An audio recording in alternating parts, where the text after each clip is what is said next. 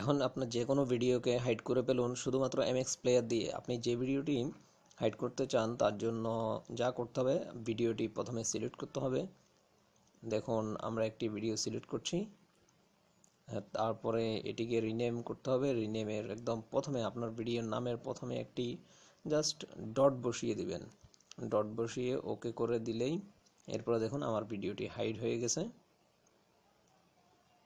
এখন আমার পুরো প্লেয়ার মধ্যে ওই ভিডিওটি আর নেই। এবার আপনি আপনার যে কোনো ভিডিওকে হাইড করে ফেলতে পারবেন মুহূর্তের মধ্যে এমএক্স প্লেয়ার দিয়ে। এখন যদি আমি আমার ভিডিওটিকে আনহাইড করতে চাই, তবে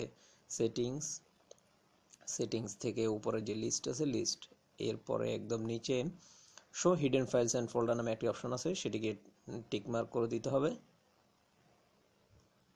এখন আপনার সবগুলো হিডেন ফাইল দেখা যাবে। আমি যে ফাইলটি হাইড করেছিলাম সেটি দেখা যাচ্ছে।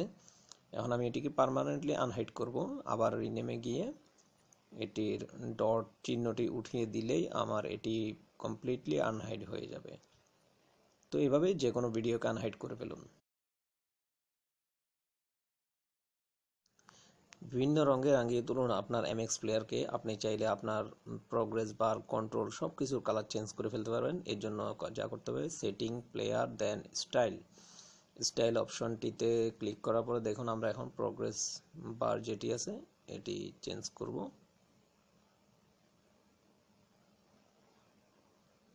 প্রোগ্রেস বার এখান থেকে আমরা উপর থেকে কালার চেঞ্জ করে দিচ্ছি।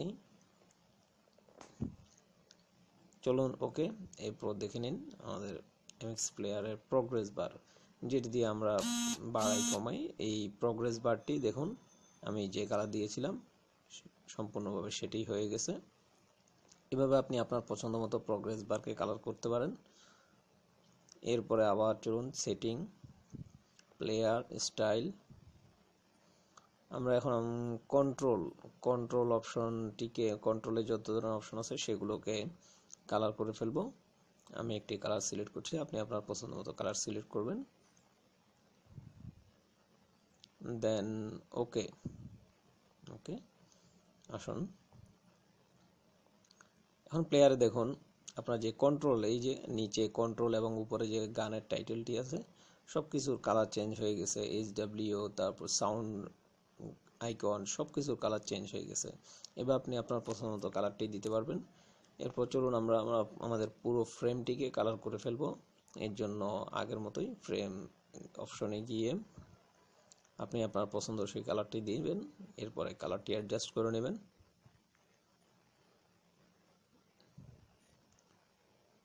তো আমি একটি কালার সিলেক্ট করছি এখান থেকে, দেখা যাক, দেন ওকে বাটন, দেন ওকে। এরপর আপনি আপনার প্লেয়ারে গিয়ে দেখুন সমস্ত পুরো ফ্রেমটির কালারে কিন্তু চেঞ্জ হয়ে গেছে। আমি যে কালারটি দিয়েছিলাম পুরো ফ্রেমটি সম্পূর্ণ ওই কালারে চলে গেছে। এখন আপনি যদি চান যে আপনি আপনার পুনরায় আগের ডিফল্ট অপশনে ফিরে যাবেন, তাহলে আবারও সেটিং থেকে প্লেয়ার, দেন স্টাইল, এরপর ইনভার্স করে ডিফল্ট করে দিবেন উপরে একদম। দেখুন আমাদের সম্পূর্ণ প্লেয়ারটি আগের অবস্থায় ফিরে চলে যাচ্ছে। দেখুন আমাদের যত চেঞ্জ হয়েছে সবকিছু আবার আগের অবস্থায় ফিরে চলে আসছে। এভাবে আপনি আপনার সেটিং যদি মন মতো না হয় তাহলে আবার ডিফল্ট অপশনে ফিরে আসতে পারবেন এভাবে। 3 নম্বরে আমরা যে ট্রিক্সটি দেখব সেটি হচ্ছে ডাবল ট্যাপ দিয়ে আপনি কিভাবে আপনার প্লেয়ারকে পজ এবং স্টার্ট করতে পারেন। এর জন্য আপনাকে কন্ট্রোলে যেতে, সেটিংস, কন্ট্রোলে গিয়ে যে অপশনটি আছে দেখুন এখানে কন্ট্রোলে একটি অপশন আছে ডাবল ট্যাপ প্লে পজ। এর মাধ্যমে কি হবে, আপনি আপনার প্লেয়ারে কোনো স্টপ না টিপে জাস্ট প্লেয়ার মধ্যেই ডাবল ট্যাপ করলে এটি স্টপ হয়ে যাবে, আবার ডাবল ট্যাপ করলে এটি স্টার্ট নিয়ে নেবে। মানে পজ এবং স্টার্ট এই সিস্টেমটি আপনি ডাবল ট্যাপ দিয়ে করবেন জাস্ট।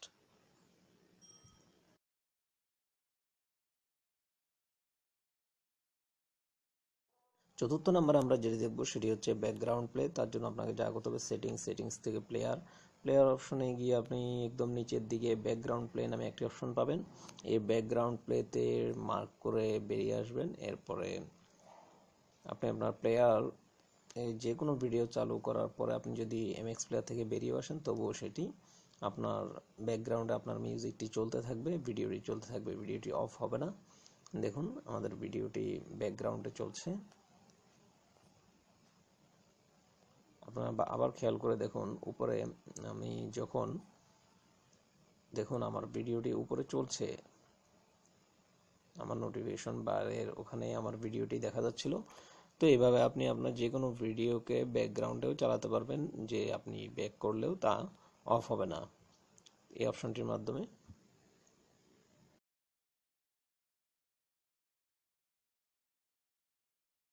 সর্বশেষ আমরা যে টিপসটি দেখব সেটি হচ্ছে আপনি আপনার অডিওকে কিভাবে 200% বুস্ট করে নেবেন সেটি দেখুন।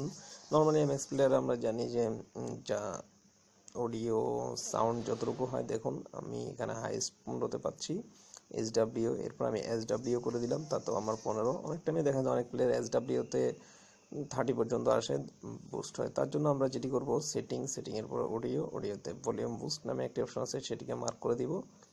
দেন আমরা বেরিয়ে এসে দেখি